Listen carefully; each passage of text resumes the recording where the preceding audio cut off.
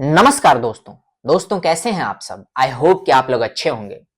दोस्तों, नई Delhi railway station पे जो घटना हुई है, दरअसल वो दुर्घटना या घटना नहीं बल्कि यूं कहें कि सिस्टम और सिस्टम में बैठने वाले कर्मचारियों ने उन लोगों को मौत के घाट उतारा है।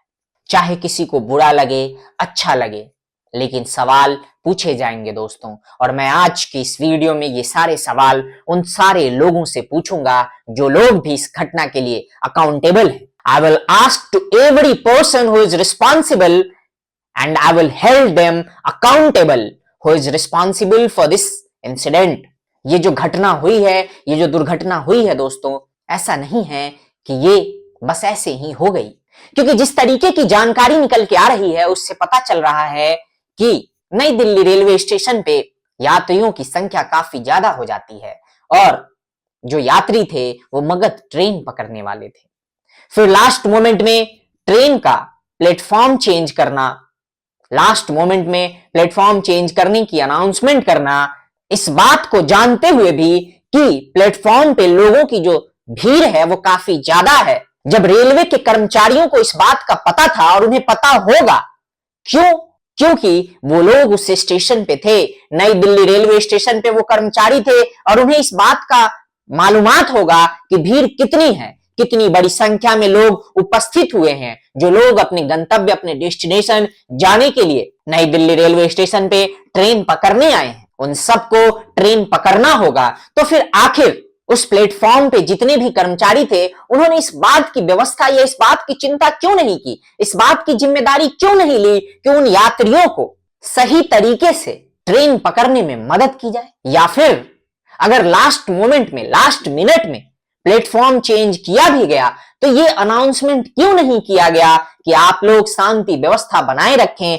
ट्रेन यहां से कुछ देर लेट खुलेगी। ऐसा भी तो कर सकते थे जिससे कि अफरा तफरी का माहौल नहीं होता और ये जो जाने गई हैं, जो निर्दोष लोग, जिन लोगों ने अपनी जानें गंवा दी, उनके साथ इस तरीके की दुर्घटना तो नहीं होती, उनके परिजनों को, उन लोगों को खोना तो नहीं पड़ता। आखिर कब तक इस देश के जो सरकारी कर्मचारी हैं वो ऐसे ही लापरवाही करते रहेंगे। और जब मैं सरकारी कर्मचारी कह रहा हूं दोस्तों, तो मैं बड़ी गंभीरता के साथ इस बात को कह रहा हूं। वो लोग जो सरकारी तंत्र का हिस्सा होते हैं उनमें प्रायः इस तरह की लापरवाही देखी जाती है। और जब मैं ये कह रहा हूं, इसका ये मतलब भी नहीं, या मैं ये भी नहीं कह रहा कि उस तंत्र के सभी लोग लापरवाह होते हैं। मैं जब भी इस तरीके की बात कहता हूं, जब भी जनरलाइज करता हूं, तो मेरा मतलब सिर्फ उन लोगों से होता है, उन कुछ चुनिंदा लोगों से, कुछ परसेंटेज ऑफ पीपल से, जो लोग सरकारी तंत्र का हिस्सा होते हैं और जिन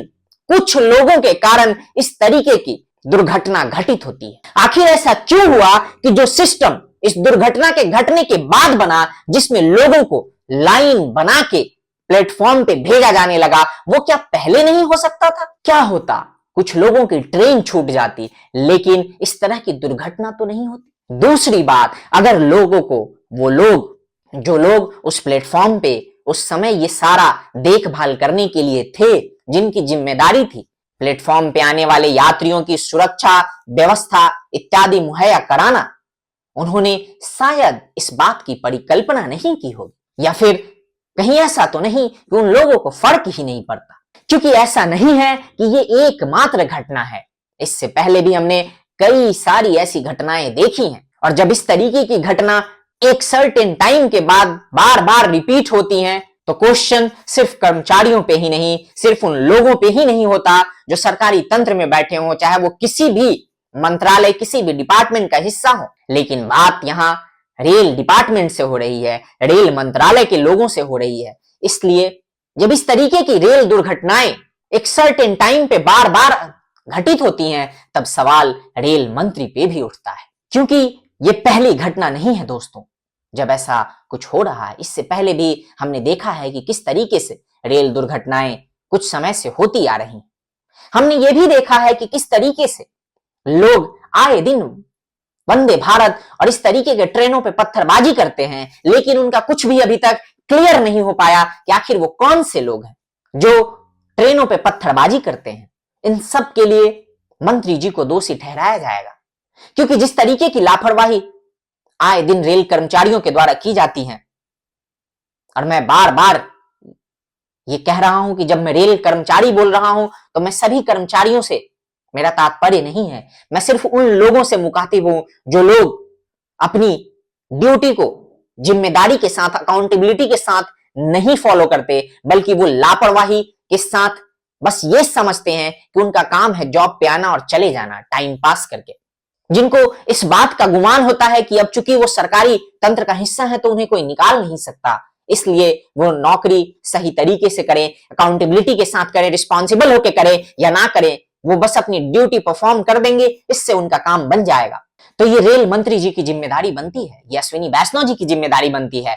और मैं ये बड़े दुख के साथ कह रहा हूं दोस्तों, क्योंकि उनके अंडर दो मिनिस्ट्रीज है, इंफॉर्मेशन एंड ब्रॉडकास्टिंग मिनिस्ट्री और रेल मिनिस्ट्री, और दोनों मिनिस्ट्रीज से जो उम्मीदें लोगों की है उसमें कहीं ना कहीं कमी देखने को मिल रही है, कहीं ना कहीं लोगों की उम्मीदें पूरी नहीं हो पा रही। अभी जो हालिया घटना है जिसमें हमने देखा कि किस तरीके से यूट्यूब पे चलने वाले एक शो में जिस तरीके की वल्गैरिटी इत्यादि का प्रयोग हुआ, हम कितने समय से देख रहे हैं कि लोग सोशल मीडिया या अलग अलग माध्यमों से ये मांग कर रहे हैं कि जो सोशल मीडिया के कंटेंट है, जो ओटीटी के कंटेंट है, उनमें रेगुलेशन लाने की जरूरत है, उनके बाउंड्रीज को सेट करने की जरूरत है। लेकिन इंफॉर्मेशन एंड ब्रॉडकास्टिंग मिनिस्ट्री से कोई भी इनिशिएटिव दिखता नहीं है। हमने देखा है कि किस तरीके से रेलवे की दुर्घटनाएं जो विगत कुछ समय में हुई हैं, साथ ही साथ जिस तरीके से अलग अलग ट्रेनों पे कुछ जिहादी तत्वों के द्वारा या कुछ उपद्रवियों के द्वारा जो हमले किए जाते हैं, उसके बारे में भी कोई फाइंडिंग निकल के नहीं आती कि आखिर उसको रोकने के लिए क्या किया जा रहा है। हमने ये भी देखा है कि किस तरीके से पटरियों के ऊपर, प्लेटफॉर्मों के ऊपर मजारें बना दी जाती हैं, लेकिन रेल मंत्रालय और रेल मंत्रालय के वो कर्मचारी कुछ नहीं करते। तभी तो इस तरीके की चीजें हो रही हैं, इस तरीके की रिपोर्ट्स हमें देखने को मिलती है। और ऐसा नहीं है कि सिर्फ एक बार दो बार, बल्कि ये जो इंसिडेंट हैं ये क्रमशः हुए जा रहे हैं।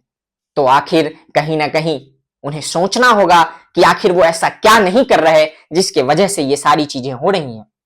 और उन्हें हर उस कर्मचारी को, हर उस व्यक्ति को जो रेल का हिस्सा है, जो रेलवे का कर्मचारी है और अपनी जिम्मेदारी को, अपनी अकाउंटेबिलिटी को सही तरीके से नहीं निभा पा रहा, उसे ढूंढना होगा, उसे बाहर निकालना होगा और उन लोगों को बर्खास्त करना होगा। उन्हें सस्पेंड करने से काम नहीं चलेगा, बल्कि उन्हें हमेशा के लिए छुट्टी देना होगा। और दोस्तों, ये बदलाव बहुत जरूरी है,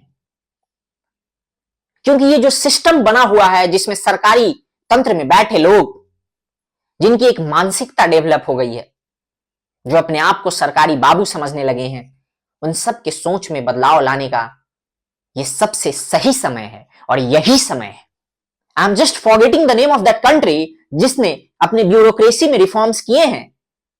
रिफॉर्म करने से पहले वो देश, उस देश की जो अर्थव्यवस्था थी वो डाउनफॉल पे थी। जैसे ही उसने रिफॉर्म किया, उसके देश की अर्थव्यवस्था, उसके देश की फंक्शनिंग अपवर्ड हो गई, इंप्रूव हो गई। हम देख रहे हैं कि किस तरीके से ब्यूरोक्रेसी को रिफॉर्म करने के लिए अमेरिका जैसे देश में भी डोज जैसे इंस्टीट्यूशन बनते हैं, डोज जैसे एक अलग डिपार्टमेंट बनाया गया। तो आखिर क्यों नहीं भारत में भी ब्यूरोक्रेसी में रिफॉर्म लाने के लिए कुछ ना कुछ किया जा रहा है? क्योंकि ऐसा प्रतीत हो रहा है, और जिस तरीके से घटनाएं हो रही हैं उससे कहीं ना कहीं एक ही निचोड़ निकलता है कि ब्यूरोक्रेसी में भी रिफॉर्म की जरूरत है। जो लोग अभी पावर में हैं, जो लोग किसी मंत्रालय के मंत्री हैं, और ये बदलाव अगर रेल मंत्रालय और इंफॉर्मेशन एंड ब्रॉडकास्टिंग मिनिस्ट्री की बात करें तो अश्विनी वैष्णव जी को करना पड़ेगा। उन्हें सोचना होगा कि आखिर कहां चूक हो रही है या किस बात की कमी हो रही है, किस वजह से वो मैसेजिंग उन लोगों तक, उन कर्मचारियों तक नहीं पहुंचा पा रहे। क्योंकि नई दिल्ली रेलवे स्टेशन की जो दुर्घटना है उसमें हर वो कर्मचारी रिस्पॉन्सिबल है जो उस समय उस प्लेटफॉर्म पे मौजूद थे। क्योंकि जिस तरीके की चीजें निकल के आ रही हैं उससे यही पता चल रहा है कि कहीं ना कहीं बहुत बड़ी लापरवाही हुई है, जिसकी वजह से इतने लोगों की जान गई है, इस तरीके की भगदड़ हुई, इस तरीके की अफरा तफरी हुई। दोस्तों, मेरा ये सवाल है और मैं चाहता हूं कि आप लोग भी ये सवाल पूछिए, उन लोगों से आप लोग भी आवाज उठाइए, क्योंकि जब तक आप सवाल नहीं पूछेंगे, जब तक आप अपने लिए खड़ा नहीं होंगे, तब तक आपके लिए कोई खड़ा नहीं होगा। और जब तक लोग खड़े नहीं होंगे तब तक व्यवस्था बदलेगी नहीं। अगर आप चाहते हैं कि व्यवस्था बदले तो सवाल पूछिए, सवाल पूछिए और उन लोगों के कानों तक पहुंचाइए जिनके कानों पे जू नहीं रेंगता। सवाल पूछिए और उनसे सशक्त शब्दों में सवाल पूछिए, भले ही उन्हें बुरा लगे, भले ही उन्हें अच्छा लगे।